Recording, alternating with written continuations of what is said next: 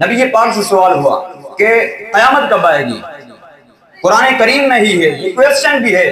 قرآن میں فرمایا یسألونک عن الساعۃ ایان مرساہا، وہ آپ سے قیامت کے متعلق سوال کرتے ہیں کہ اس کے قائم ہونے کا وقت کب ہے۔ سبحان اللہ، اس سوال کا جواب رب کریم نے قرآن مجید میں کیا ارشاد فرمایا؟ لا تأتیکم الا بغتہ۔ آسان ترجمہ قرآن کنز العرفان، تم پر وہ اچانک ہی آ جائے گی، یعنی قیامت سے پہلے کوئی اناؤنسمنٹ نہیں ہوگا، کوئی پریڈکشن نہیں ہوگا، کچھ بھی نہیں ہوگا، اس وقت قیامت آ جائے گی۔ مگر غور کریں کہ آج ایسا وقت نہیں ہے۔ کس کو فکر ہے قیامت کی؟ کون تیاری میں لگا ہے قیامت کی؟ آج تو لوگ ایسے جی رہے ہیں کہ جیسے مرنا ہی نہیں ہے۔ پلاننگز ہیں، ڈیٹیلز ہیں، شیڈیولز ہیں، کل یہ کرنا ہے، پرسوں یہ کرنا ہے، اس سال یہ ٹارگٹ اچیو کرنا ہے، 5 سال میں یہ کرنا ہے، 10 سال میں یہ کرنا ہے۔ ان سے پوچھو سب کچھ کرنا ہے، مرنا بھی ہے کہ نہیں؟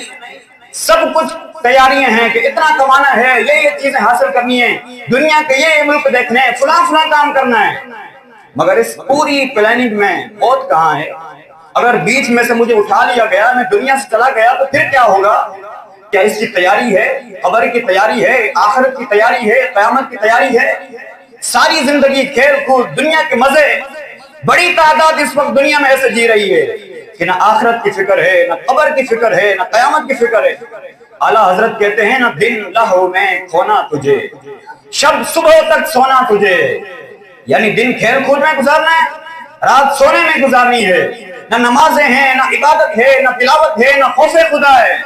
دن لہو میں کھونا تجھے، شب صبح تک سونا تجھے۔